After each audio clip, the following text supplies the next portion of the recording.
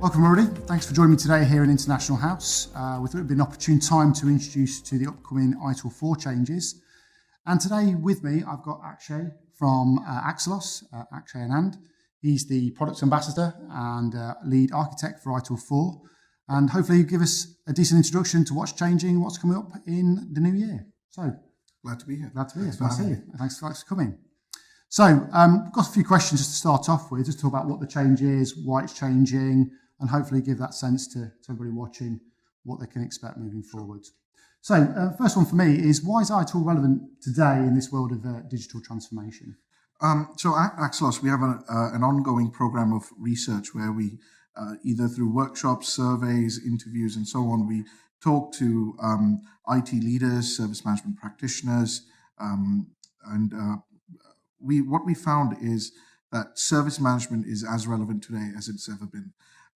Despite what a lot of other evangelists or other ambassadors of other ways of working may be preaching, there is definitely a place for technology and technology management and software development and DevOps and all these sorts of things.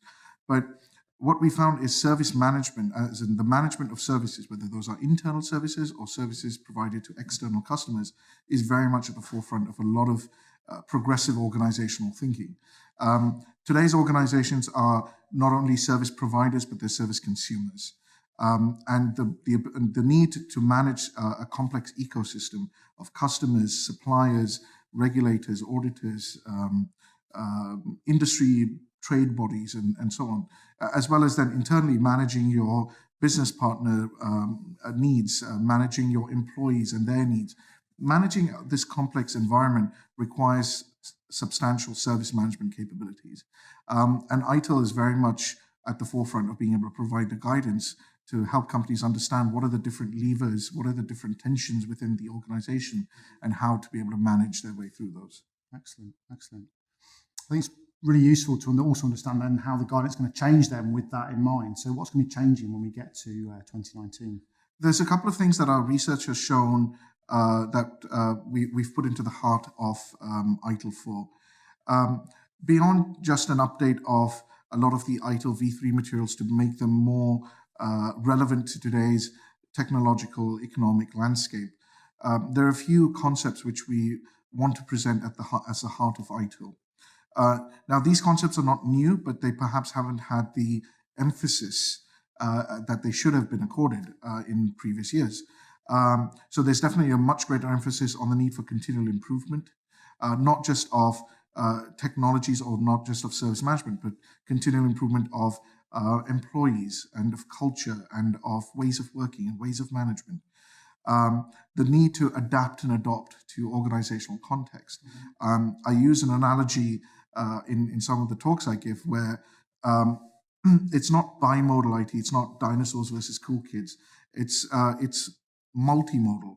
Different parts of the organization need to work in different ways. And so service management and ITIL gives you the tools to adapt and adopt the guidance to fit the varied needs of different parts of your organization, because ultimately everyone's trying to achieve the same goal. And the third thing that we're definitely putting a lot of emphasis on is people and culture, and the need to recognize people more than just cogs of the machine. You know, they are agents in their own right, and in some ways they add complexity to what you're trying to manage, whether that's people inside your organization or people outside the organization. And so, yeah, those three things really are at the heart of ITIL4. Brilliant, that's excellent. So it's probably worth us picking up then what's actually going to be in the new qualification scheme when we get to 2019. So if you could outline that for us, that'd be fantastic. Sure. So the entry-level qualification is ITIL Foundation, like it is today.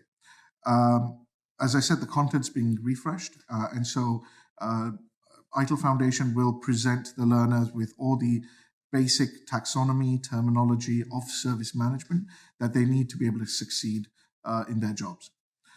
Beyond Foundation, we have two tracks. The first is the Specialist track, and the second is the Strategic Leader track. Now, the Specialist track has 4 modules in it. We've got 4 modules which focus on different aspects of service management. Okay. So we've got create, deliver, and support. We've got driving stakeholder value. we've got Plan, Direct, and Improve. And then we have one which is specifically service management for high-velocity IT organizations. Taking these 4 modules automatically gives you a designation called ITIL Managing Professional. Now, that's a change from the ITIL V3 scheme, wherein you had to get up to 17 points, take another course, another exam to reach the capstone designation. With ITIL4 certification scheme, you need to get the 4 certifications off that specialist track, but getting those 4 certifications automatically gives you Managing Professional designation. One of those modules, which is Plan, Direct, and Improve, counts not only in the specialist track, but also in the leadership track. So you have to take it just once, and it counts in both places. And the leadership track has 2 modules. The first, Plan, Direct, and Improve.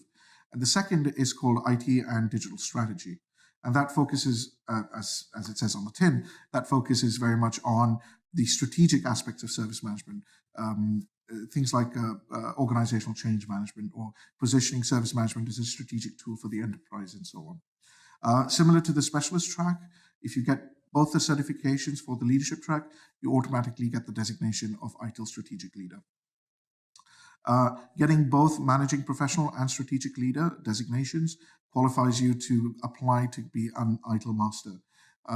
Details of all these modules and even of ITIL Master will be announced in due course.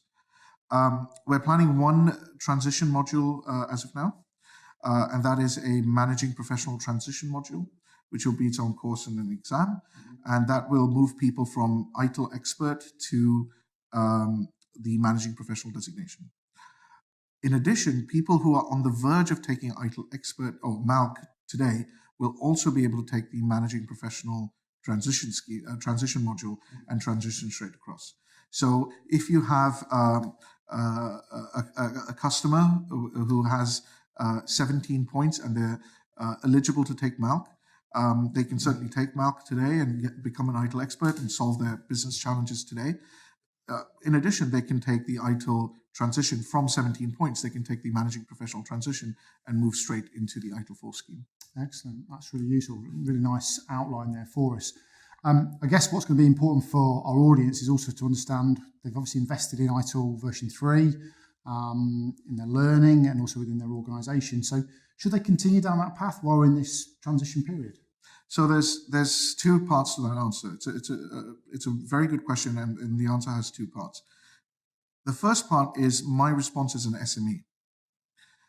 As an SME, I would advise your customers that they're facing certain business challenges today.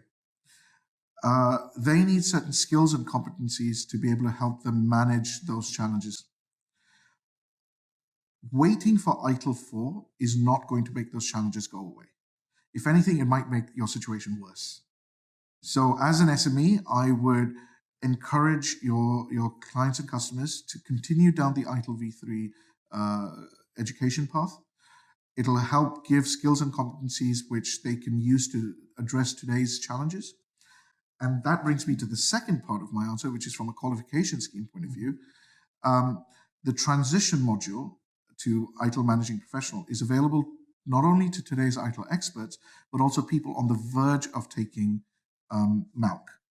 So if you have a candidate who has, let's say, invested into acquiring 12, 13, 14 points in the ITIL V3 scheme, they only need to close the gap to 17 points to be able to qualify for the transition module when that gets released. As I said, if they need ITIL expert in order to be able to solve their business challenges, and I've been a consultant, and ITIL expert has definitely been a badge of distinction. As I said, those challenges are not going to go away. So invest in ongoing education, ongoing skills development along the ITIL qualification scheme to solve today's challenges and to set yourself up to take the transition scheme. That's really useful. Thanks for that. I guess that leads us on to then, when will ITIL4 actually go live? So foundation, the release of the refresh foundation is going to be Q1 next year, and the release of the managing professional and strategic leader modules is in the second half of next year. Brilliant, excellent. Well, that gives you a good insight into what's coming up with ITIL4 and the importance of continuing your ITIL journey. Thanks to Akshay for coming along and providing his expertise and insight, really useful. We'll continue to work in partnership with Axelos as we move forward, providing regular updates through our website of all the key developments. And of course, you'll be allowed to register your interest in the upcoming ITIL4 training. So hopefully it's been very useful for you, and we'll be updating you very soon. Thank you.